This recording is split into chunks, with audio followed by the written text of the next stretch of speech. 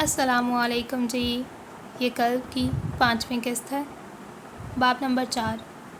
کبھی کبھار ہماری وہ خواہشات جن کا پورا ہونا ایک ناممکن سی بات لگتی ہے، وہ بنا کسی رکاوٹ، بنا کسی پریشانی کے پوری ہو جاتی ہیں اور ہم بس دم بخود رہ جاتے ہیں. ایسا ہی مہرین کے ساتھ بھی ہوا تھا. اگلے ہفتے ہی معاذ اور اس کی بات پکی ہو گئی تھی. شادی کی تاریخ بھی 1 ماہ بعد کی فائنل کر دی گئی تھی.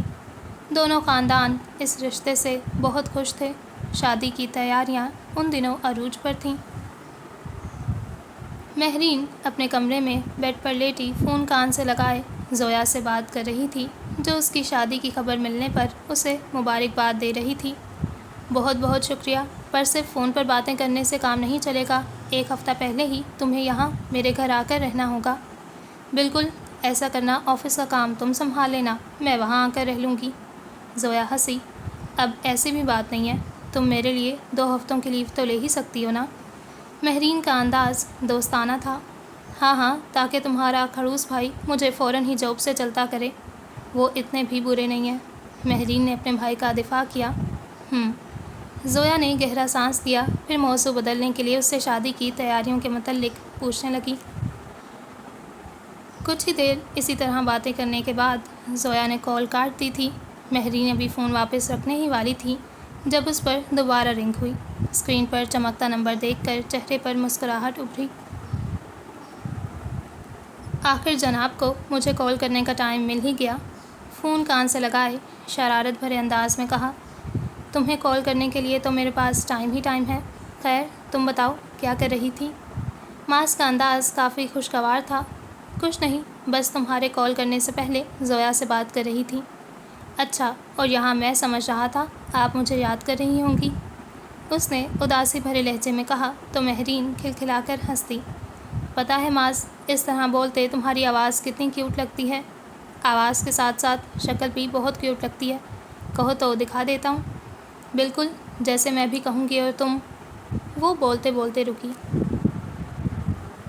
غور سے فون میں سے آتی آوازوں کو سنا. وہ شاید ڈرائیونگ کر رہا تھا.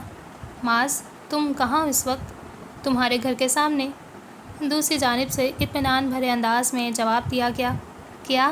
مہرین کو حیرت کا جھٹکا لگا. کرنٹ کھا کر سیدھی ہوئی. تقریباً بھاگتے ہوئے بیڈ سے اتر کر بیلکنی تک گئی. سامنے ہی معاذ کی کار اندر آتی دکھائی دی. تم یہاں کیا کر رہے ہو. بھائی اپنی ہونے والی بیوی کو شاپنگ پر لے جانے آیا ہوں. اس نے گاڑی کا دروازہ بند کیا، مہرین کو دیکھ کر مسکرایا اور کال کاٹ کر گھر کے اندر چلا گیا. مہرین نے فون کی اسکرین کو گھورا، پھر فوراً ہی کمرے میں آئی. ڈریسنگ مرر کے سامنے کھڑی ہو کر اپنے بال درست کرنے لگی. حیرت کے مارے وہ اسی طرح اٹھ کر بیلکنی میں چلی گئی تھی اور اب آئینے میں اپنا عکس دیکھ کر چونکی تھی، کیونکہ اس کے سارے بال بے ترتیب ہو رہے تھے. بالوں میں برش پھیرتے ہوئے بھی اس کے چہرے پر بڑی سی مسکراہٹ سجی تھی. وہ ابھی تک حیران تھی کہ جس شخص سے اس نے محبت کی وہ اتنی آسانی سے اس کی قسمت میں لکھ دیا گیا تھا، جسے پانے کے وہ ہمیشہ سے خواب دیکھا کرتی تھی. ابھی وہ بہت جلد حقیقت میں اس کا ہونے والا تھا. اس وقت مہرین عباس خود کو دنیا کی خوش قسمت ترین لڑکی سمجھ رہی تھی. آنکھ اٹھی. محبت نے انگڑائی لی. دل کا سودا ہوا چاندنی رات میں ان کی نظروں نے کچھ ایسا جادو کیا. لٹ گئے ہم تو پہلی ملاقات میں. زویا اپنے ڈیسک پہ بیٹھی فائلوں کے ڈھیر میں سے کچھ تلاش کر رہی تھی جب اچانک کسی کے بے سرے انداز میں گانا گانے کی آواز پر چونک کر سر اٹھایا. عمیر سینے پہ بازو لپیٹے، چہرے پہ مسکان لیے بہت وثوق سے اسے دیکھ رہا تھا. زویا کے چہرے پہ ناگواری ابھری. اپنی بے سری آواز میں گانا گا کر کم از کم بیچارے سنگر کی توہین تو مت کرو. اس بیچارے نے سن لیا تو کہیں صدمے کے مارے خودکشی نہ کر لے. زویا نے کہتے ہوئے توجہ دوبارہ فائلز پر مرکوز کی. عمیر اس کی بات کا اثر لیے بنا ٹیبل کی دوسری جانب آ کر کھڑا ہو گیا اور اپنی انگلی سے ٹیبل بجایا. زویا نے نظر اٹھائی. وہ مسکرایا. کیا؟ زویا نے سوالیہ بروج گائے. کیا کیا؟ عمیر نے معصوم شکل بنائی. زویا نے گہرا سانس لیتے کرسی سے ٹیک لگائی. ویسے تمہیں ایک مشورہ دوں؟ بالکل مفت. زویا کی بات سن کر اس نے دونوں ہاتھ ٹیبل پہ رکھے اور آگے کو جھکا. ویسے تم کیا ہر کسی کو ایسے ہی مشورے دیتی ہو؟ بالکل مفت. نہیں، خاص تمہارے لیے. وہ زہر کندہ لہجے میں بولی تو وہ الٹا مسکرا دیا۔ زہ نصیب، آخر کچھ تو خاص ہے تمہارے پاس، وہ بھی میرے لیے۔ آہ کیا قسمت ہے میری۔ فرضی کالر جھاڑے زویا اسے دیکھ کر رہ گئی۔ اس پر اپنی بے عزتی کا کوئی اثر نہ ہوا تھا، یقیناً وہ بہت ڈھیٹ تھا۔ ریڈیو، یہاں کیا کر رہے ہو؟ آصف عمیر کے عقب میں آ کر رکا۔ وہ سب اسے اس کے گانے اور سادہ بولنے کی وجہ سے ریڈیو بلاتے تھے۔ ان کا ماننا تھا وہ ایک چلتا پھرتا ریڈیو ہے۔ میں نے دیکھا بیچاری زویا اکیلی بیٹھی بور ہو رہی تھی تو سوچا اس سے باتیں کر لوں۔ وہ مسکرایا، اور یہ بھی مجھے کہہ رہا تھا کہ میں اسے بالکل اپنے بڑے بھائی کی طرح ہی سمجھوں۔ زویا نے لہجے کو سنجیدہ بنایا۔ عمیر کی مسکراہٹ غائب ہو گئی۔ جھوٹ، بالکل جھوٹ، میں نے ایسا کچھ نہیں کہا۔ عمیر نے آنکھیں پاڑے اسے دیکھا۔ ایسا ہی کہا تھا تم نے عمیر، بلکہ عمیر کیوں، اب تو تم میرے بڑے بھائی بن گئے ہو تو بھائی کہنا ٹھیک رہے گا۔ کیوں عمیر بھائی؟ معصومیت سے پلکیں جھپکائی۔ استغفر اللہ، تم کیا ہر راہ چلتے پھرتے کو بھائی بنا لیتی ہو؟ عمیر نے برا سا منہ بنایا۔ نہیں عمیر بھائی، خاص آپ کے لیے ہے۔ اس نے بھائی لفظ پہ زور دیا تو عمیر نے کانوں پر ہاتھ رکھے دائیں بائیں سر ہلایا۔ میں سن نہیں رہا، مجھے کچھ بھی سنائی نہیں دے رہا، لگتا ہے میں بہرا ہو گیا ہوں۔ آصف اور زویا دونوں اس کی اداکاری پر ہنس دیے۔ زویا انگیجڈ ہے میرے بھائی۔ آصف نے عمیر کے کندھے پہ بازو پھیلایا۔ تو یہاں تو تمہاری دال نہیں گلنے والی، اور جہاں تک مجھے یاد ہے تو تم پچھلے مہینے اپنی منگیتر کو منانے کراچی گئے تھے۔ تم انگیجڈ ہو؟ عمیر نے آصف کو نظر انداز کرتے پوچھا۔ زویا نے اس بات میں سر ہلایا۔ اوہ، عمیر نے ڈرامائی انداز میں سینے پہ ہاتھ رکھا۔ تمہیں کیا ہوا ہے؟ اذلان ابھی باہر سے آیا تھا، ان تینوں کو وہاں دیکھ کر انہی کی طرف چلا آیا۔ نظر عمیر کے اداس چہرے پہ تھی۔ نہ چھیڑو ہمیں، ہم ستائے ہوئے ہیں، بہت زخم سینے پہ کھائے ہوئے ہیں۔ عمیر نے گاتے ہوئے اذلان کے کندھے پر سر رکھا۔ پیچھے ہٹو۔ اذلان نے اسے پرے دھکیلا تو وہ آصف کی جانب مڑا۔ آصف اسے اپنی جانب آتا دیکھ کر فوراً اپنے آفس کی جانب بھاگا۔ رک جا آصف، دھوکے باز انسان۔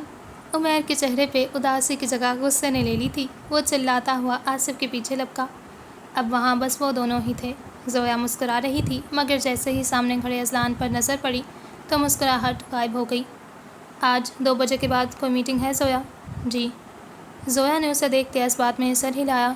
ان کی گفتگو بہت ہی مختصر ہوتی تھی۔ اسے کینسل کر دو، وہ کہتے ہوئے اپنے آفس میں چلا گیا۔ زویا کتنی ہی دیر وہاں بیٹھی اس جگہ کو دیکھتی رہی جہاں وہ کچھ دیر پہلے کھڑا تھا۔ پچھلے ہفتے آفس میں ہونے والی گفتگو کے متعلق دونوں نے ہی دوبارہ کوئی بات نہیں کی تھی۔ دونوں ایسے ظاہر کر رہے تھے جیسے اس دن جو کچھ ہوا وہ بھول گئے ہوں۔ مگر ایک چیز زویا نے نوٹ کی تھی، وہ اب میٹنگز کے لیے جاتے ہوئے آہستہ چلتا تھا تاکہ زویا اس کے ہم قدم ہو کر چل سکے، اور نہ ہی اب وہ اس سے غصے سے بات کرتا تھا۔ اول تو وہ ایک دوسرے سے زیادہ بات چیت کرتے ہی نہیں تھے، اور جب بات کرتے بھی تھے تو آفس کے کام کے متعلق ہی کرتے تھے۔ اذلان اپنے آفس میں آیا تو نظر سامنے ٹیبل پہ بڑے کاغذ پہ پڑی۔ اس نے کاغذ اٹھا کر دیکھا جس پہ اس کا نمبر لکھا تھا۔ وہ اب روزانہ اس کے آنے سے پہلے ہی کاغذ پر نمبر لکھ کر یہاں رکھ جاتی تھی۔ اذلان نے ہمیشہ کی طرح آج بھی وہ کاغذ اپنے کوٹ کی اندرونی جیب میں ڈال دیا اور اپنی کرسی پہ آ کر بیٹھ گیا۔ ملک اشرف کو پولیس نے گرفتار کر لیا تھا۔ کسی نے اس کے اسلحہ اسمگل کروانے اور بیرون ملک جائیدادوں کی ساری انفارمیشن لیک کر دی تھی۔ ایسا کرنے والا کون تھا؟ کوئی نہیں جانتا تھا، مگر وہ شخص جانتا تھا جو اس وقت اپنے کمرے میں بیٹھا ٹی وی پہ چلتی نیوز دیکھ رہا تھا جس میں ملک اشرف کی بڑی سی تصویر دکھائی جا رہی تھی۔ نیوز کاسٹر گلا پھاڑ پھاڑ کر اس کی گرفتاری کی خبر سنا رہی تھی۔ بوس، اشرف کا آدمی آپ کے لیے پیغام لایا ہے، وہ چاہتا ہے آپ اس کی مدد کریں۔ حیدر نے کمرے میں آتے اسے اطلاع دی۔ بختیور استہزائیہ انداز میں مسکرایا۔ اسے واپس بھیج دو اور کہنا اشرف سے کہے میرا اب اس سے کوئی واسطہ نہیں ہے، نہ ہی وہ اب دوبارہ مجھ سے رابطہ کرنے کی کوشش کرے۔ ہاتھ جھلا کر حیدر کو وہاں سے جانے کا اشارہ کیا۔ ملک اشرف نہیں جانتا تھا جس سے وہ مصیبت کے وقت مدد مانگ رہا تھا اسی نے اسے اس میں پھنسایا تھا۔ بختیور نے آنکھیں موندے صوفے کی پشت سے سر ٹکایا۔ اس نے یہ سب اپنے باپ کی ایک نصیحت کی وجہ سے کیا تھا۔ اسے اشرف سے جان چھڑوانا تھی، اور اس کے لیے اس نے وہی طریقہ اپنایا جو عثمان رضا نے اسے 16 سال پہلے سکھایا تھا۔ 16 سال پہلے وہ اسکول سے واپس آیا تو کمرے میں رکھی چیزوں کو ٹھوکریں مار مار کر نیچے گرانے لگا۔ اس کی یہ مشق تب تک جاری رہی جب تک پورا کمرہ تہس نہس نہیں ہو گیا۔ اس کے دل کو تب بھی سکون نہیں ملا تو فٹ بال اٹھا کر سامنے دیوار پہ لگے آئینے میں مارنا چاہا۔ ابھی اس کے ہاتھ فضا میں بلند ہوئے ہی تھے کہ آئینے میں سے نظر آتے اپنے باپ کے عکس کو دیکھ کر وہ وہیں رک گیا۔ عثمان رضا سینے پہ بازو لپیٹے دروازے کے پاس کھڑے اسے دیکھ رہے تھے۔ کیا ہوا؟ رک کیوں گئے؟ انہوں نے مسکراتے پوچھا۔ بختیور نے گہرا سانس لیتے فٹ بال فرش پہ پٹک دیا اور صوفے پہ آ کر بیٹھ گیا۔ چہرے کے گرد سختی تھی۔ آج کس کا سر پھوڑ کر آئے ہو؟ عثمان رضا اس کے عقب میں آ کر بیٹھ گئے۔ وہ اپنے بیٹے کی ہر ایک عادت سے اچھی طرح واقف تھے۔ بختیور نے چہرہ اٹھا کر باپ کو دیکھا۔ جانتے ہیں وہ مجھے کیا کہہ رہا تھا؟ کون؟ جس کا آج میں سر پھوڑ کر آیا ہوں۔ کیا کہہ رہا تھا؟ ان کے چہرے پہ تجسس ابھرا۔ وہ کہہ رہا تھا آپ ایک مرڈرر ہیں، آپ نے اپنے ہی دوست کا مرڈر کیا۔ اس کی بات سن کر عثمان رضا نے بلند قہقہہ لگایا۔ بختیور اسی طرح چہرے کے گرد سختی لیے اپنے باپ کو دیکھتا رہا۔ اس کے تاثرات میں رتی برابر بھی تبدیلی نہیں آئی تھی۔ عثمان رضا نے گہرا سانس لیا۔ آ جاؤ تمہیں کچھ بتاتا ہوں۔ وہ اسے اپنے ساتھ لیے اس کے کمرے میں بنی دیوار گیر کھڑکی کے سامنے آ گئے۔ اس کے پیچھے کھڑے ہو کر اس کے کندھوں پہ ہاتھ رکھے اور اس کے کان کے پاس جھکے۔ یہ سب دیکھ رہے ہو؟ انہوں نے کھڑکی سے باہر نظر آتے منظر کی جانب اشارہ کیا۔ وہاں دور دور تک کئی ایکڑ پہ پھیلی زمین تھی۔ جگہ جگہ گارڈز پہرا دیتے دکھائی دے رہے تھے۔ اس ہزاروں ایکڑ زمین کے عین وسط میں ان کا محل نما بنگلہ تھا جس میں وہ دونوں کھڑے تھے۔ یہ ساری چیزیں مجھے وراثت میں نہیں ملی تھیں، میں نے یہ سب خود اپنے بل پر بنایا تھا۔ یہ عالیشان گھر، گاڑیاں، یہ سب بیٹھے بٹھائے میرے ہاتھ نہیں لگا تھا۔ میں نے محنت کی، دن رات جاگ کر پلاننگ کی، اور جس آدمی کی وہ لڑکا بات کر رہا تھا وہ واقعی میرا دوست تھا، اور ہاں اسے میں نے ہی قتل کیا تھا۔ بختیور نے ایک جھٹکے سے چہرہ موڑا۔ آنکھوں میں بے پناہ حیرت تھی۔ ایک بات ہمیشہ یاد رکھنا بختیور، یہ دنیا اس کی ہوتی ہے جس کے ہاتھ میں دولت ہو، طاقت ہو، اور یہ سب حاصل کرتے ہوئے جو کوئی تمہارے رستے میں آئے اسے رستے سے ہٹا دو، پھر چاہے وہ دشمن ہو یا دوست۔ بختیور نے تھوک نگلی، لگا جیسے وہ اپنے باپ کو آج پہلی بار دیکھ رہا ہے۔ پتہ ہے میں نے اسے کیوں مار دیا؟ عثمان رضا اب اس کے عقب میں کھڑے کھڑکی سے باہر دیکھ رہے تھے۔ اس کی اور میری دوستی کالج کے زمانے سے بہت اچھی تھی۔ کامران، میں اور عباس، ہم تینوں کی دوستی مثالی سمجھی جاتی تھی۔ عباس کو کسی بھی چیز کے لیے محنت نہیں کرنا پڑی تھی۔ اس کے باپ کے پاس اتنا پیسہ تھا کہ وہ اپنی 7 نسلوں سمیت ہماری 7 نسلیں بھی آرام سے پال سکتا تھا۔ اور کامران، وہ تلخی سے مسکرائے۔ اسے ہمیشہ ہی ملک کا خدمت گار بننے کا شوق تھا۔ اس نے پولیس فورس جوائن کر لی اور میں۔ وہ رکے، گہرا سانس لیا۔ وہ جیسے ماضی میں لوٹ گئے تھے۔ میں وہیں رہ گیا اور فن ایج میں پلا ایک یتیم لڑکا۔ پھر ایک دن ایک آدمی میرے پاس آیا۔ اس نے کہا وہ میرے لیے ایک کام لایا ہے۔ وہ کام غلط تھا، خطرناک بھی تھا، مگر اس میں میرے لیے کمائی کا ذریعہ بہت تھا۔ میں نے اس کے ساتھ کام کی حامی بھر لی اور ان کے گروہ میں شامل ہو گیا۔ ڈرگز، اسلحہ، بہت کچھ اسمگل کیا۔ کئی سال محنت کی، ہر سال میری رینک میں اضافہ ہوتا گیا، اور دیکھتے ہی دیکھتے میں باس کا پسندیدہ بن گیا اور مجھ پہ آنکھ بند کر کے بھروسہ کرنے لگے۔ میں ان کا سب سے خاص آدمی تھا۔ وہ کہتے تھے اگر انہیں کچھ ہو گیا تو یہ سب میں سنبھال لوں گا، ان کے بعد ان کا سب کچھ میرا ہوگا۔ اور جانتے ہو میں نے کیا کیا؟ انہوں نے سوالیہ انداز میں اس کی جانب دیکھا۔ میں نے اسے مار دیا۔ بختیور کی آواز سرگوشی کی مانند تھی۔ اپنے باپ کو سمجھنے میں اس سے زیادہ وقت نہیں لگا تھا۔ عثمان رضا نے فخریہ انداز میں بیٹے کو دیکھا۔ ہاں میں نے اسے مار دیا، اور اس کے بعد اس کی ساری دولت، ساری وراثت میرے حصے میں آ گئی۔ وہ فخریہ مسکرائے۔ مگر پھر کامران کو مجھ پہ شک ہو گیا۔ اس نے مجھ سے سچ پوچھا تو میں نے بتانے سے منع کر دیا۔ تب اس نے مجھے وارن کیا کہ میں یہ سب چھوڑ دوں۔ میں نے اس کی بات ماننے سے انکار کر دیا تو وہ میرے ہی خلاف ثبوت اکٹھے کرنے میں لگ گیا۔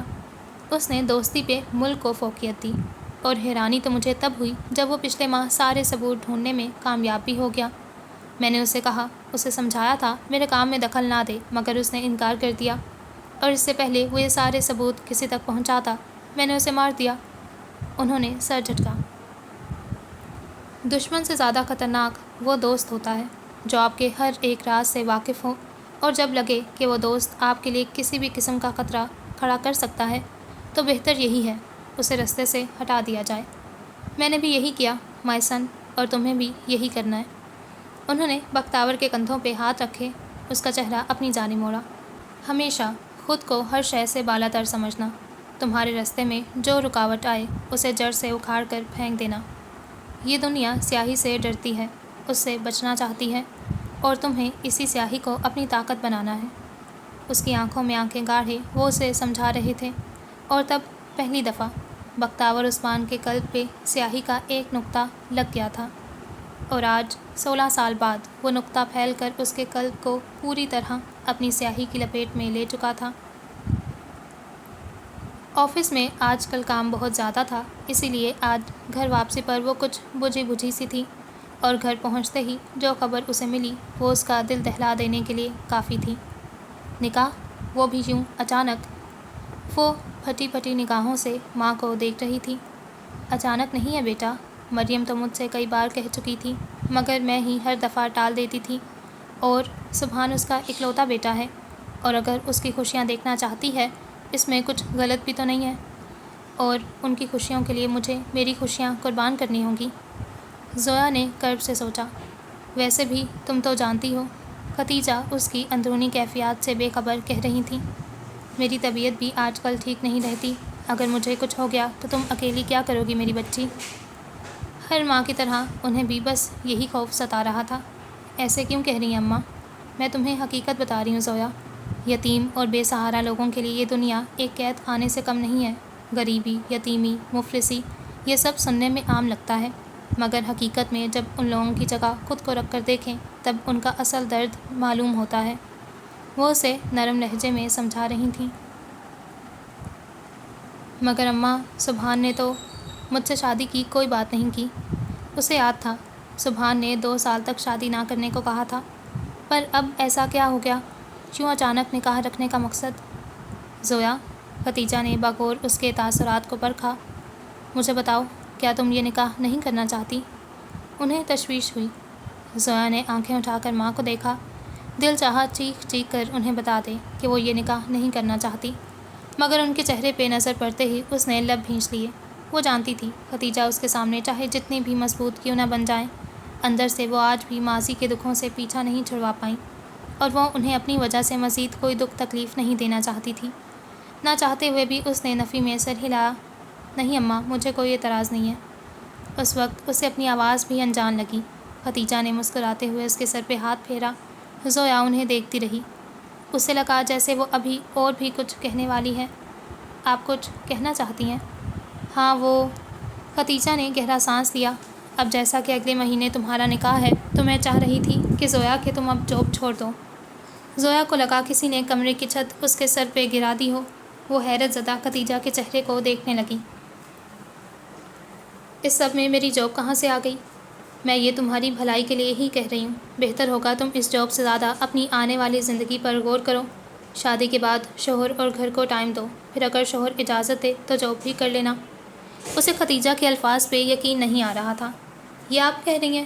اس کی آواز میں بے یقینی تھی۔ آپ، جس نے مجھے یہ سکھایا تھا کہ مجھے ہمیشہ اپنے قدموں پہ کھڑا ہونا ہے تاکہ مجھے کسی کے سامنے ہاتھ نہ پھیلانے پڑیں، جس نے مجھے یہ بتایا کہ عورت کو کامیاب ہونے کے لیے مرد کے سہارے کی ضرورت نہیں پڑتی ہے زویا۔ انہوں نے اس کی بات کاٹی۔ عورت کو کامیابی کے لیے ہمیشہ مرد کے سہارے کی ضرورت پڑتی ہے۔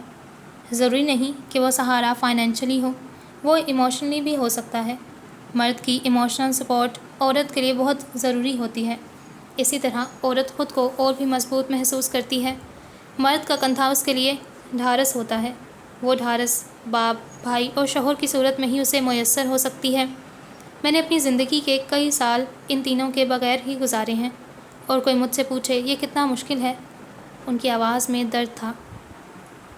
اور میں نہیں چاہتی زویا کہ تم بھی میری طرح تنہا رہ جاؤ۔ میں نہیں چاہتی تمہیں بھی میری طرح دنیا کا مقابلہ اکیلے کرنا پڑے، اسی لیے۔ انہوں نے زویا کا ہاتھ تھاما۔ میں تمہیں سبحان کی صورت میں ایک سہارا دینا چاہتی ہوں، ایک ڈھارس، اور مجھے یقین ہے زویا وہ ایک اچھا شوہر ثابت ہوگا۔ زویا کے دل پہ ایک بوجھ سا محسوس ہوا۔ وہ اپنی ماں کو کیسے بتائے کہ وہ سبحان وہ نہیں ہے جیسا وہ اس کے بارے میں سوچتی ہے۔ آپ نے تو کہا تھا مرد عورت کی کامیابی سے چلتا ہے۔ اسے اپنی اور ان کی پرانی گفتگو یاد آئی۔ ہوتے ہیں، ایسے بھی کئی مرد ہوتے ہیں، مگر ہر مرد ایک سا نہیں ہوتا، کچھ الگ بھی ہوتے ہیں، اور آپ کو یقین ہے سبحان انہی میں سے ایک ہے۔ آپ چاہتی ہیں کہ میں یہ جاب چھوڑ دوں؟ اس نے ذہن میں آئے سوال کو جھٹکتے ہوئے دوسرا سوال کیا۔ خدیجہ نے اس بات میں سر ہلایا۔ میں تمہاری بہتری کے لیے ہی یہ سب کر رہی ہوں۔ انہوں نے زویا کا ہاتھ تھپتھپایا۔ زویا نے کچھ دیر سوچا، پھر سر ہلایا۔ ٹھیک ہے، میں ریزائن کر دوں گی۔ اس نے جیسے ہار مان لی۔ دل پہ بڑا بوجھ مزید بھاری ہو گیا تھا۔ جاب چھوڑنے کا خیال نہ جانے کیوں اسے بے چین کرنے لگا تھا۔ یہ کیا ہے؟ اذلان نے ہاتھ میں پکڑا لیٹر اس کے سامنے لہرایا۔ Resignation letter.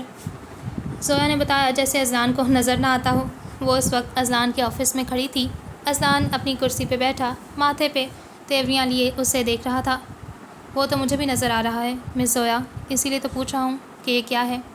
عام لفظوں میں سمجھاؤں تو یہ میرا 2 ویکس کا شارٹ نوٹس ہے، یہ بتانے کے لیے کہ میں 2 ہفتے بعد یہ جاب چھوڑ دوں گی۔ اس کے جواب نے اذلان کو مزید تپایا۔ وجہ پوچھ سکتا ہوں؟ کیا تمہیں یہاں جاب کرتے ہوئے کوئی پریشانی ہوئی ہے؟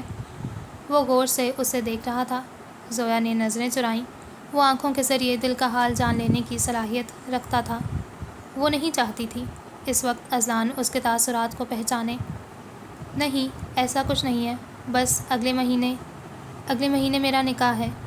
اذلان کو لگا اس کے آس پاس کی ساری آوازیں یکدم بند ہو گئی تھیں۔ کسی نے دل میں کھنجر کھبو دیا تھا۔ اگلے مہینے میرا نکاح ہے، میرا نکاح۔ اسے بس زویا کے الفاظ سنائی دے رہے تھے۔ وہ یک ٹک اس کا چہرہ دیکھتا رہا جو اس کے علاوہ باقی ہر شے کو دیکھ رہی تھی۔ آئی سی۔ اذلان نے خود پہ قابو پاتے سر ہلایا۔ تو نکاح کے لیے جاب چھوڑنا ضروری ہے کیا؟ اس کی آواز میں کچھ تھا، آس، امید، مگر زویا نے وہ محسوس نہیں کیا۔ کیا ہوتا اگر کر لیتی تو؟ ہاں، یک لفظی جواب۔ اذلان کچھ لمحے اسے دیکھتا رہا، پھر گہرا سانس لیتے پین اٹھایا اور لیٹر پہ سائن کر دیا۔ لے مس زویا۔ پھر اپنی کرسی پہ سیدھا ہوا۔ By the way, congratulations.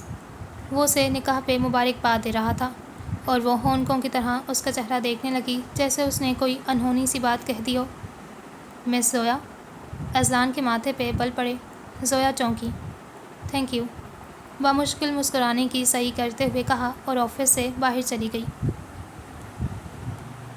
پورا ہال اس وقت روشنیوں سے جگمگا رہا تھا۔ رات کے وقت بھی وہاں دن کا گمان ہوتا تھا۔ آج معاذ اور مہرین کا ولیمہ تھا۔ مظہر حسن کی وجہ سے کافی ساری سیاسی شخصیات بھی وہاں مدعو تھیں۔ دھیمے سروں میں بجتا میوزک ماحول کو مزید خوشنما بنا رہا تھا۔ تمام مہمان گروپس کی صورت میں کھڑے باتوں میں مشغول تھے۔ دلہا دلہن سٹیج پہ کھڑے سب سے مبارکبادیں وصول کر رہے تھے۔ مہرین لائٹ پنک کلر کی میکسی میں ملبوس تھی، میچنگ جیولری، چہرے پہ میک اپ، وہ بلا شبہ بہت حسین لگ رہی تھی۔ گرے 3 پیس سوٹ میں ملبوس مہرین کے عقب میں کھڑے معاذ نے اسے دیکھا جو اپنے سامنے کھڑی کسی لڑکی سے بات کر رہی تھی۔ اس وقت وہ خود کو دنیا کا خوش قسمت ترین مرد سمجھتا تھا۔ اسے اس لڑکی کا ساتھ ہمیشہ کے لیے عطا کر دیا گیا تھا جس کی اس نے تمنا کی تھی۔ وہ اب اس کی بیوی بن چکی تھی۔ مہرین نے چہرہ موڑ کر اسے دیکھا اور مسکرائی۔ وہ آج بے انتہا خوش تھی۔ وہ شخص جسے وہ اپنے خیالوں اور سوچوں میں پانے کی خواہش مند تھی، وہ آج اس کے عقب میں اس کے شوہر کی حیثیت سے کھڑا تھا۔ ان دونوں کو اپنی اپنی محبت مل گئی تھی جسے حاصل کرنے کے لیے انہیں کٹناؤں سے نہیں گزرنا پڑا تھا۔ کیا ان دونوں سے زیادہ خوش قسمت بھی کوئی ہوگا؟ دور کھڑی زویا ان دونوں کو دیکھ کر مسکرائی اور چہرہ موڑ لیا۔ وہ دونوں ایک ساتھ اس قدر مکمل اور حسین لگ رہے تھے کہ اسے گمان ہوا انہیں اس کی نظر ہی نہ لگ جائے۔ پھر شاید وہ یہ نہیں جانتی تھی وہ خود بھی اس وقت نظر لگ جانے کی حیثیت تک حسین لگ رہی تھی۔ گہرے جامنی رنگ کے پاؤں کو چھوتے جارجٹ کے فراک میں ملبوس جس پہ ہلکا ہلکا سلور سٹون کا کام تھا، چہرے پہ میک اپ، کھلے سیاہ ریشمی بال کمر پہ بکھرے تھے، ہاتھوں میں سلور چوڑیاں اور کانوں میں سلور ٹاپس پہن رکھے تھے۔ یہاں اکیلی کیوں کھڑی ہو؟ آواز پہ اس نے گردن موڑی تو آصف ہاتھ میں ڈرنک کا گلاس پکڑے اس کے عقب میں کھڑا تھا۔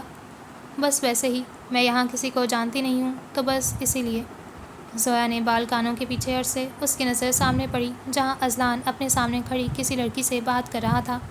زویا کی جانب لڑکی کی پشت تھی، سو وہ اس کا چہرہ نہیں دیکھ پائی۔ میں مہرو سے مل کر آتی ہوں، زویا نے آصف کو دیکھتے کہا۔ آصف نے جواباً مسکرا کر سر کو ہلکا سا خم دیا۔ زویا اسے وہیں چھوڑ کر اسٹیج کی جانب چلی گئی۔ کتنے دنوں سے میں تمہیں کالز کر رہی تھی اذلان، ایسی بھی کیا مصروفیت ہے جو تمہارے پاس میرا فون اٹھانے کی بھی فرصت نہیں ہے؟ ماہا نے شکوہ کناں انداز میں اسے دیکھتے کہا۔ سیاہ 3 پیس ڈنر سوٹ میں ملبوس، بال جلد سے سیٹ کیے، وہ بہت جاذب نظر لگ رہا تھا۔ میں ایک مصروف بندہ ہوں ماہا بی بی، دن کا ہر ایک سیکنڈ میرے لیے قیمتی ہے، اس نے ہلکی سی مسکراہٹ کے ساتھ کہتے ذرا سی نگاہ اٹھا کر ان سے کچھ فاصلے پہ دیکھا جہاں وہ کچھ دیر پہلے آصف کے ساتھ کھڑی تھی، مگر اب وہ جگہ خالی تھی۔ Be be? ماہا نے ناک چڑھائی۔ مجھے یہ مت بلایا کرو، اب رجکاتے اذلان جواباً مسکرایا۔ انداز صاف تھا کہ ایسا تو کبھی نہیں ہوگا۔ آفس میں ہونے والے واقعے کے متعلق ان دونوں نے ہی کوئی بات نہیں کی تھی، اور ہاں، آئندہ میری کالز اگنور کی نا تو پھر دیکھنا انسان جتنا بھی مصروف ہو دوستوں کے لیے وقت نکال ہی لیتا ہے، اور تم کیسے دوست ہو جسے کال کرنے کا بھی ٹائم نہیں ملتا؟ وہ خفا ہوئی۔ اذلان اس کے لیے صرف دوست نہیں تھا، وہ دوست سے کہیں بڑھ کر تھا، اور اذلان اس بات سے واقف تھا، مگر ماہا اس کے لیے صرف ایک اچھی دوست کی حیثیت رکھتی تھی، اس سے زیادہ کچھ نہیں۔ وہ بھی اس بات سے واقف تھی۔ ادھر اسٹیج کی جانب جاتی زویا کی نگاہیں مہرین اور معاذ کے چہرے پہ تھیں۔ وہ پرسوں ہی پیرس کے لیے روانہ ہونے والے تھے۔ زویا نے ابھی تک مہرین کو اپنے نکاح کی خبر نہیں دی تھی، اور وہ اسے خبر دینا بھی نہیں چاہتی تھی۔ وہ جانتی تھی مہرین اس کے لیے پریشان ہو جائے گی۔ وہ نہیں چاہتی تھی مہرین کو اس کی شادی پر کسی بھی قسم کی پریشانی ہو۔ وہ مہرین کے سامنے آئی اور اسے بھینچ کر گلے لگایا۔ میں تمہیں بہت مس کروں گی مہرو۔ مہرین نے بھی مسکراتے ہوئے اپنے بازو اس کے گرد پھیلائے۔ تم تو ایسے کہہ رہی ہو جیسے میں ساری زندگی کے لیے پیرس جا رہی ہوں، 1 مہینے کی تو بات ہے۔ زویا اداسی سے مسکراتے اس سے علیحدہ ہوئی۔ میں یہ کہنے کی ضرورت تو نہیں ہے معاذ، پھر بھی مہرو کا بہت خیال رکھنا، میں اس سے بہت محبت کرتی ہوں، اور یاد رکھنا اگر یہ ذرا سی بھی اداس ہوئی تو میں دنیا کے کسی دوسرے کونے میں بھی ہوئی نا تو وہیں سے آ کر تمہارا دماغ ٹھکانے لگا دوں گی۔ زویا نے ہنستے ہوئے اسے وارننگ دی۔ فکر مت کرو زویا، شاید تم بھول رہی ہو مہرو اب میری بیوی ہے۔ معاذ نے مہرین کے کندھے کے گرد اپنا بازو حمائل کیا۔ مہرین اس کی حرکت پر جھیم سی گئی، گال گلابی پڑنے لگے۔ زویا نفی میں سر ہلاتی اسٹیج سے اتر آئی۔ اس نے چلتے ہوئے مڑ کر ایک بار اسٹیج پہ کھڑے دلہا دلہن کو دیکھا، اس سے پہلے کہ وہ گردن سیدھی کرتی سامنے سے آتے اذلان کے اندر جا لگی۔ سر اذلان کے مضبوط کندھے سے ٹکرایا تھا، وہ لڑکھڑائی اور یقیناً گر جاتی اگر اذلان بیک وقت اسے بازوؤں سے تھام نہ لیتا۔ اذلان نے پورے فنکشن میں پہلی بار اتنے قریب سے اسے دیکھا تھا، اور اب اس سے نظریں ہٹانے کو جی نہیں چاہ رہا تھا۔ سوری، میں نے دیکھا نہیں۔ زویا معذرت کرتی فوراً 2 قدم پیچھے ہٹی۔ اذلان نے ہاتھ نیچے کر لیے۔ کوئی بات نہیں، اب تو مجھے عادت ہو گئی ہے۔ وہ ہلکا سا مسکرایا۔ زویا اس کا بھی اندازہ نہیں لگا پائی اس شخص کی مسکراہٹ زیادہ دلکش تھی یا اس کی آنکھیں۔ آس پاس کھڑے بہت سے لوگوں کی نظریں ان پہ تھیں۔ وہ دونوں ایک ساتھ کھڑے بہت اچھے لگتے تھے۔ دور کھڑی فصیلہ بیگم کے دل میں ان دونوں کو ساتھ دیکھ کر ایک امید سی جاگی۔ ایک کیمرہ مین نے دور سے اس منظر کو اپنے کیمرے میں مقید کر لیا تھا۔ میں چلتی ہوں، وہ بدقت مسکرائی اور آگے بڑھ گئی۔ اذلان سر جھٹکتے دور کھڑے آصف کی جانب بڑھ گیا۔ اس کے کمرے کی کھڑکی سے باہر لون کا منظر واضح نظر آتا تھا۔ باہر آسمان پہ سیاہ بادلوں کا راج تھا۔ آج صبح سے ہی اسلام آباد شہر کا موسم کافی خوشگوار تھا۔ آسمان پہ چھائی سیاہ بادل بہت جلد بارش برسنے کی نشاندہی کر رہے تھے۔ نہ جانے کل یہ بادل کس کی زندگی میں کیا طوفان لانے والے تھے۔ زویا نے ایک بار پھر فون کی اسکرین کو دیکھا۔ وہ کب سے سبحان کو کالز کر رہی تھی، مگر اس نے ایک بار بھی اس کا فون نہیں اٹھایا تھا۔ 2 دن پہلے اس سے ملنے وہ ہاسپٹل بھی گئی تھی، مگر اس نے یہ کہہ کر ملنے سے انکار کر دیا تھا کہ وہ بزی ہے۔ وہ یہ سب صرف زویا کے سوالوں سے بچنے کے لیے کر رہا تھا۔ وہ اس سے پوچھنا چاہتی تھی آخر اس نے اتنی جلدی نکاح کا فیصلہ کیوں کیا تھا، جبکہ وہ خود بھی 2 سال تک شادی نہیں کرنا چاہتا تھا۔ پر وہ اس سے یہ سب تو تب پوچھتی جب وہ اس سے بات کرتا۔ زویا نے ایک بار پھر اسے کال ملائی۔ اس دفعہ بھی دوسری جانب سے کال پک نہیں کی گئی۔ اس نے غصے سے فون بیڈ پہ پٹک دیا۔ آفس میں کل اس کا آخری دن تھا۔ اس کا 2 ہفتے کا ڈیوورشن ختم ہو گیا تھا۔ اس کے بعد سے وہ فارغ ہوگی تو آرام سے سبحان کے گھر جا کر اس سے بات کرے گی۔ کھڑے کھڑے ہی اس نے ذہن میں پلان ترتیب دے لیا تھا۔ اذلان نے ایک بار پھر لیپ ٹاپ سے نظر ہٹا کر سامنے بیٹھے آصف کو دیکھا جو پچھلے 5 منٹوں سے منہ میں چیونگم چباتا کرسی کی پشت سے ٹیک لگائے عجیب عجیب نظروں سے اسے گھور رہا تھا۔ ایسے کیوں دیکھ رہے ہو جیسے خدا نخواستہ کچھ ہی دیر میں مرنے والا ہوں؟ لیپ ٹاپ بند کرتے پوچھا۔ اپنی شکل دیکھی ہے تم نے؟ کل سے اس پر 12 بجے ہیں اور ایسا کیوں ہے میں اچھی طرح جانتا ہوں۔ تمہیں ضرور کوئی غلط فہمی ہوئی آصف، اور رہی بات منہ پہ 12 بجنے کی تو مجھے لگتا ہے تمہیں اپنی نظر چیک کروانے کی ضرورت ہے، کیونکہ میں ایک دم ٹھیک ہوں۔ وہ جیسے اس سے زیادہ خود کو یقین دلا رہا تھا۔ تمہارے یہ سارے ڈرامے میں اچھی طرح سمجھتا ہوں اذلان، آصف مسکرایا، اور میں زویا کے لیے تمہاری فیلنگز بھی سمجھتا ہوں۔ اس کی بات پر اذلان کا چہرہ بے تاثر رہا۔ اسے حیرت ہوئی تھی، مگر وہ اپنے تاثرات چھپانے میں مہارت رکھتا تھا۔ ایسا کچھ نہیں ہے۔ کم آن، آصف نے ہاتھ جھلایا، کب تک حقیقت سے بھاگتے رہو گے؟ تم نے کبھی خود پر غور کیا ہے؟ وہ تمہارے سامنے آتی ہے تو تمہاری آنکھیں چمکنے لگتی ہیں۔ وہ تمہارے سامنے کھڑی ہو تو تم اسے یوں دیکھتے ہو جیسے باقی ساری دنیا بے معنی ہو۔ آصف کوہنیاں میز پر رکھے آگے کو جھکا۔ اسے اپنی فیلنگز کے بارے میں بتا دو اذلان، اسے اپنی زندگی سے جانے مت دو۔ اور تمہیں کیا لگتا ہے میں اسے بتاؤں گا اور وہ سب کچھ چھوڑ چھاڑ کر میرے پاس آ جائے گی؟ اب کی بار آصف کی بات رد نہیں کی تھی۔ ایک بار کوشش تو کر ہی سکتے ہو، اگلے ماہ اس کا نکاح ہے۔ اذلان نے یاد دلانا ضروری سمجھا۔ نکاح ہونا ہے، ہوا تو نہیں نا؟ منزل پہ پہنچنے کے لیے راستہ خود بنانا پڑتا ہے۔ آصف خلاف معمول سنجیدہ ہو گیا تھا۔ جس راستے کی کوئی منزل نہ ہو اس پہ چلنا بھی بیکار ہے۔ اذلان نے کرسی کی پشت سے سر ٹکایا، وہ جیسے ہار گیا تھا۔ آصف کچھ کہنے لگا تھا مگر اس سے پہلے ہی آفس کا دروازہ کھلا اور زویا اندر داخل ہوئی۔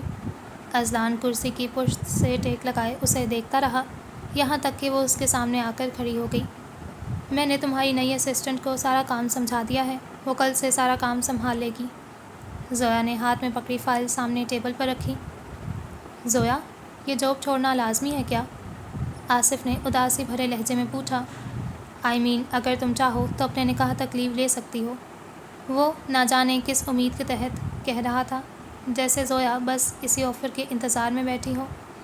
سوری، پر مجھے نہیں لگتا میں نکاح کے بعد بھی جاب کنٹینیو رکھ سکوں گی۔ اس انداز معزز خوانا نہیں تھا۔ اذلان ان دونوں کی باتوں سے لاپرواہ سیدھا ہوا، سامنے رکھی فائل اٹھائی اور کھول کر دیکھنے لگا۔ آصف نے زویا کی بات پہ سر ہلایا۔ زویا منتظر نگاہوں سے اذلان کو دیکھتی رہی، شاید وہ اس سے کچھ کہے گا، مگر وہ پوری طرح فائل دیکھنے میں مگن تھا۔ زویا وہاں موجود تھی، اس کے لیے جیسے وہ بے معنی سی بات تھی۔ وہ اس کے لیے بے معنی ہی تو تھی، اس کے لیے وہ صرف ایک اسسٹنٹ ہی تو تھی، اور اب اس کے جانے کے بعد وہ جگہ کسی اور کی ہو جائے گی تو رہی نہ وہ اس کے لیے بے معنی، ایسا زویا سمجھتی تھی۔ زویا کو اچانک ہی آفس میں گرمی کا احساس ہونے لگا۔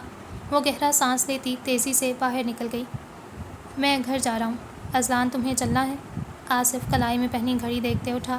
اذلان کو مزید سمجھانا اب بیکار تھا۔ نہیں، تم چلے جاؤ، مجھے ابھی کچھ کام ہے تو میں تھوڑی دیر میں آتا ہوں۔ ٹھیک ہے، ویسے بھی آج موسم کافی خراب ہے، مجھے لگتا ہے تھوڑی دیر میں بارش شروع ہو جائے گی۔ آصف نے کھڑکی سے پار دیکھتے کہا، جہاں تیز ہوائیں چل رہی تھیں پورا آسمان سیاہ بادلوں میں گھرا تھا۔ زویا نے اپنا سارا سامان سمیٹ کر ڈیسک خالی کر دیا تھا۔ فون اٹھا کر ٹائم دیکھا، پھر فون پرس میں ڈال کر پرس کندھے پہ ڈالا۔ باہر جانے کو قدم بڑھائے جب کسی احساس کے تحت رکی، مڑ کر ایک نظر اذلان کے آفس کے بند دروازے کو دیکھا۔ کیا مجھے ایک آخری بار اسے گڈ بائے کہنا چاہیے؟ اس نے کچھ دیر سوچا، پھر خود ہی ارادہ ترک کرتے آگے بڑھ گئی۔ کچھ دیر پہلے وہ اسے کیسے نظر انداز کر رہا تھا، اب وہ کیوں جائے؟ وہ لفٹ میں داخل ہوئی اور اس سے پہلے کہ لفٹ کے دروازہ بند ہوتے کوئی اور بھی عین اسی وقت لفٹ میں داخل ہوا۔ آنے والا شخص کا چہرہ دیکھ کر وہ حیران ہوئی، ایسے ہی تاثرات سامنے کھڑے شخص کے چہرے پہ بھی تھے۔ تم ابھی تک یہیں ہو؟ میں تو سمجھا تم جا چکی ہوگی۔ وہ اب لفٹ میں ایک ساتھ کچھ فاصلے پہ کھڑے تھے۔ نہیں، کچھ کام رہتا تھا اسی لیے دیر ہو گئی، وہ سامنے دیکھتے بولی۔ لفٹ کے دھاتی دروازوں میں ان دونوں کا عکس دکھائی دے رہا تھا۔ ان دونوں نے اس کے بعد آپس میں کوئی بات نہیں کی تھی۔ لفٹ کے دروازے کھلے تو زویا اذلان سے پہلے ہی تیزی سے باہر نکلی۔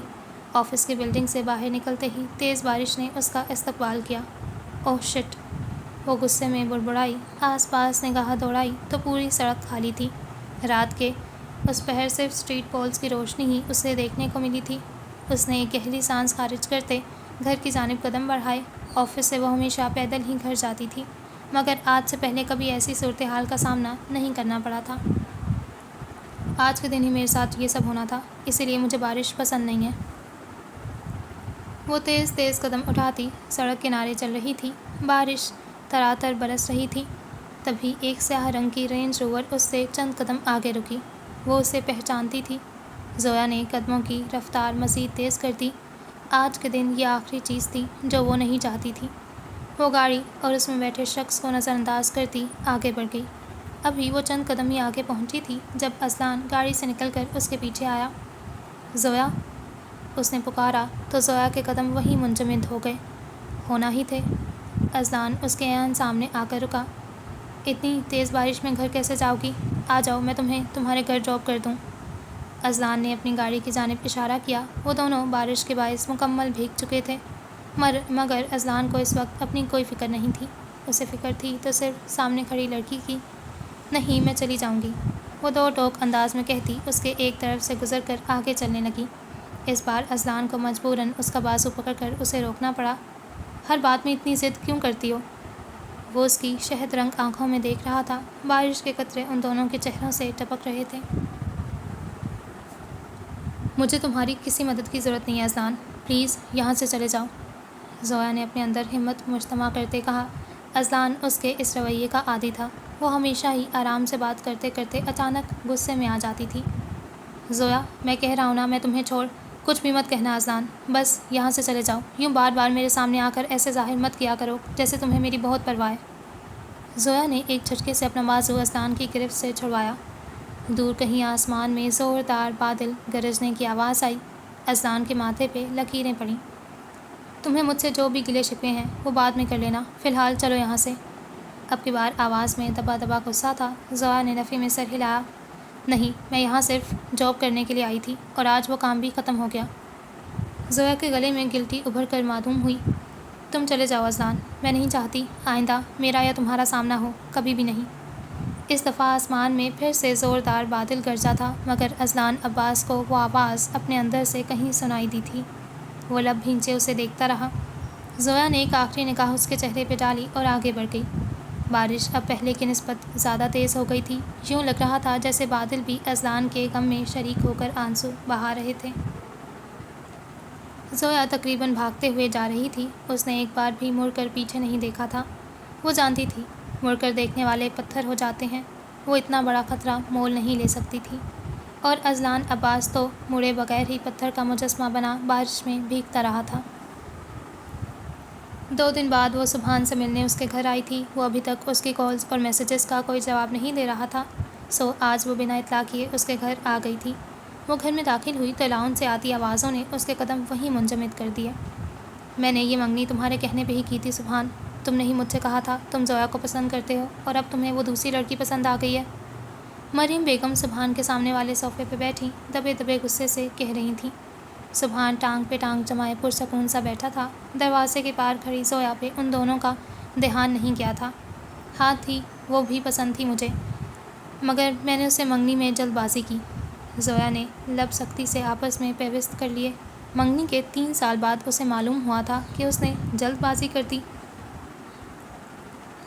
وہ ہمیشہ مجھ سے اکھڑے لہجے میں بات کرتی ہے، اور جہاں تک بات ہے دوسری لڑکی کو پسند کرنے کی، تو آپ سن لیں مما، میں فرحین سے نکاح کر چکا ہوں، اور وہ زویا، اس سے تو میں نکاح صرف آپ کے کہنے کی وجہ سے کر رہا ہوں، ورنہ اس جیسی بدتمیز اور بدلحاظ لڑکی سے میں شادی تو دور اسے دیکھنا تک پسند نہ کروں۔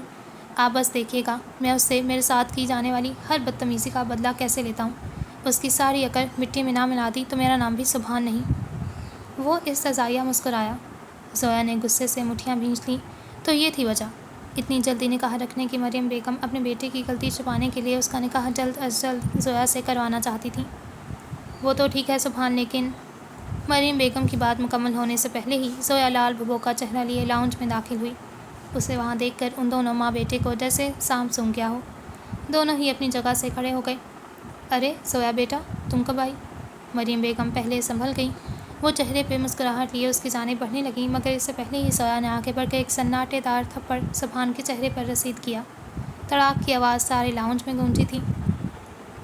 تم ایک نہایت ہی گھٹیا اور کمینے انسان ہو، زویا غصے سے پھنکاری۔ سبحان اپنے گال پر ہاتھ رکھے بے یقینی سے اسے دیکھ رہا تھا۔ مریم بیگم کا منہ حیرت سے کھل گیا۔ کیا کہہ رہے تھے تم؟ مجھ سے بدلہ لوگے؟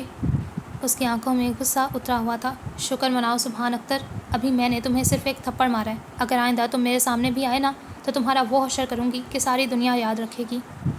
زویا نے ہاتھ میں پہنی انگوٹھی اتار کر سبحان کے منہ پر دے ماری۔ اور آپ؟ وہ مریم بیگم کی جانب مڑی جو اسے اپنی طرف آتا دیکھ کر 2 قدم پیچھے ہٹی۔ اس لڑکی سے کوئی بعید نہیں تھی، وہ انہیں بھی تھپڑ مار دیتی۔ بہتر ہوتا آپ اپنے بیٹے کی غلطیوں پہ پردہ ڈالنے کی بجائے اسے عورتوں کی عزت کرنا سکھا دیتی۔ ایک قہر برساتی نظر ان دونوں پہ ڈال کر وہ جانے کے لیے مڑی۔ ابھی لاؤنج کے دروازے تک ہی پہنچی تھی جب اچانک سبحان نے اس کا بازو دبوچ کر اسے اپنی جانب کھینچا۔ کیا سمجھتی ہو تم خود کو؟ سبحان نے دانت کچکچاتے کہا۔ تمہارے یہ غرور، یہ بدتمیزیاں میں اب تک برداشت کرتا آیا ہوں، پر اب مزید نہیں۔ زویا کے آس پاس خطرے کا الارم برسنے لگا۔ آج سے پہلے اس نے سبحان کا یہ روپ نہیں دیکھا تھا۔ تم نے فیری ٹیلز میں موجود بھیڑیے دیکھے ہیں؟ وہ اس وقت انہی فیری ٹیلز والا بھیڑیا لگ رہا تھا، اور زویا جانتی تھی اسے یہاں بچانے کے لیے کوئی شہزادہ نہیں آئے گا، کیونکہ نہ ہی وہ فیری ٹیل کا کوئی کردار تھی اور نہ ہی اسے کسی شہزادے کا انتظار تھا۔ حقیقت میں شہزادے نہیں آتے، یہاں بھیڑیوں سے بچنے کے لیے اپنا شہزادہ خود ہی بننا پڑتا ہے۔ میرا بازو چھوڑ دو سبحان۔ اندر سے وہ چاہے جتنی مرضی خوفزدہ تھی، اس نے اپنی آواز کو مضبوط ہی رکھا۔ چھوڑ دوں؟ سبحان کے چہرے پہ استہزائیہ مسکراہٹ ابھری۔ لو، چھوڑ دیا۔ سبحان نے اسے دونوں بازوؤں سے پکڑ کر زور سے نیچے فرش پہ پٹک دیا۔ وہ فرش پہ گری تو دیوار کے ساتھ پڑے میز کے کونے سے اس کا سر ٹکرایا۔ درد کی ایک تیز لہر اسے اپنے سر سے اٹھتی محسوس ہوئی۔ سبحان!